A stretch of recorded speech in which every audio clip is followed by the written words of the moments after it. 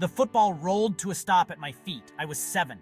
My small chest heaved, catching my breath after scoring the winning goal. Suddenly, a shadow fell over me. 2 strangers stood there. My parents. We can't do this anymore. My mother said, her voice shaking. We're leaving you here. I didn't understand. Leaving me? Where? I looked from her face to the orphanage gates looming behind them. That's when it hit me. They were leaving me because of football. Because I loved it more than school, more than anything. My throat tightened. I wanted to cry, to scream, but the words wouldn't come out. They turned and walked away, their backs the last thing I saw of them for a long, long time. The orphanage was cold, a gray place filled with echoing silence. The other kids were sad, their eyes reflecting the same abandonment I felt. They had lost their parents to illness, to accidents. Mine had chosen to lose me. The only solace I found was in a battered old football. Every spare moment was spent with it. Dribbling, shooting, practicing. The world outside the orphanage walls disappeared. It was just me and the ball, my friend, my confidant.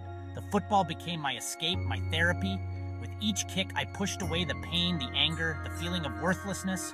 I clung to it as a lifeline, a symbol of the passion they couldn't take away. Then came the Millers. Rich, sophisticated, they swept into the orphanage like a fragrant breeze in a stale room.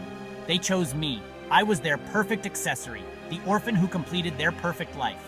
Their house was a palace. My room overflowed with toys I never touched. They gave me everything except what I craved, genuine affection. For them, I was a project, not a son.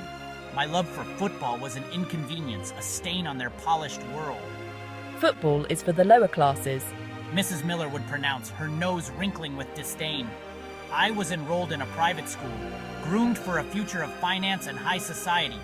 But my heart remained on the dusty fields with the raw energy of the beautiful game.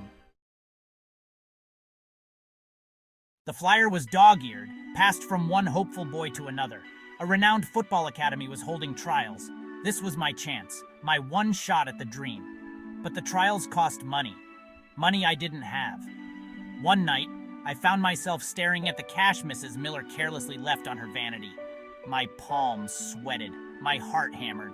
It was wrong, I knew that. But the desire to break free, to belong to something bigger than myself, was overwhelming. The next morning, I was gone.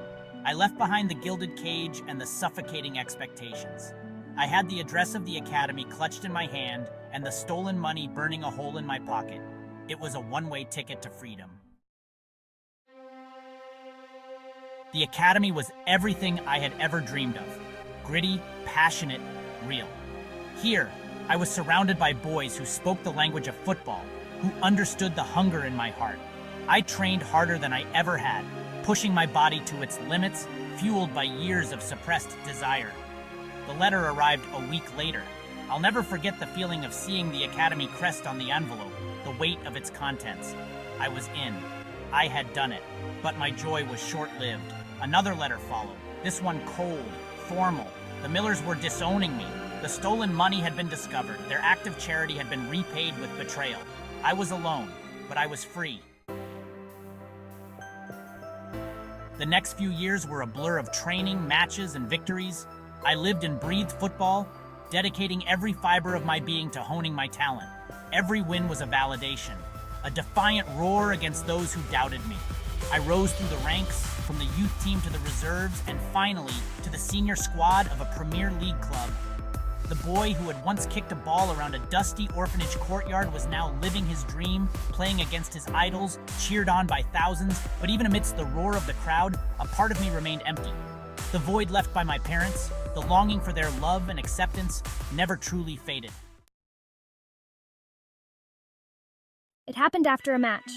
We had won, securing our place in the Champions League. I was being ushered towards the team bus when I saw them, standing awkwardly by the barricade, their faces etched with years of hardship. My parents. Time had not been kind. They looked older, wearier. Their eyes, once filled with disappointment, now held a flicker of hope, of desperate plea. Seeing them brought back a torrent of emotions, anger, resentment, but also a sliver of pity. They had tracked me down, found their way back into my life through the dazzling lights of my success. They wanted to see me, they said, to apologize, they pleaded. but their words rang hollow, tainted by years of silence. I listened to their story, how they had fallen on hard times, how they were struggling to make ends meet. They needed help, financial help. They begged for my forgiveness, for a second chance. A part of me, the part still haunted by the memories of that 7-year-old boy, ached to embrace them, to offer them the support they so desperately craved. But another part, the part hardened by years of struggle and betrayal, refused. I walked away. I didn't owe them anything. They had made their choice all those years ago. They had chosen to abandon their son for a life free from the burden of his passion. Now they had to live with the consequences. Weeks later, my phone rang. It was the police. They were looking for my parents. It seemed their financial woes ran deeper than they had let on. Fraud, embezzlement, the list went on. They were on the run. My sister, a sweet girl I barely remembered, was now alone. She was being placed in foster care. The irony wasn't lost on me. The life I had escaped from was now her reality. This time, I didn't hesitate. I arranged for her to live with a loving family near the academy.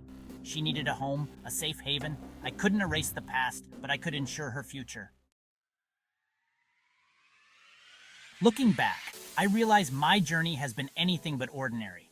From the heartbreak of abandonment to the euphoria of achieving my dreams, life has thrown me curveballs I never could have anticipated. But through it all, football has been my constant, my anchor. I learned that forgiveness is a powerful tool, but it doesn't always mean reconciliation. I learned that family isn't always defined by blood, but by the people who stand by your side. And most importantly, I learned that resilience, that unwavering belief in yourself, can overcome even the most daunting obstacles. My story is not a tale of revenge, but one of redemption. It's a testament to the power of dreams, the importance of forgiveness, and the unbreakable spirit that lies within us all. It's a story that reminds us that even in the face of adversity, we have the strength to not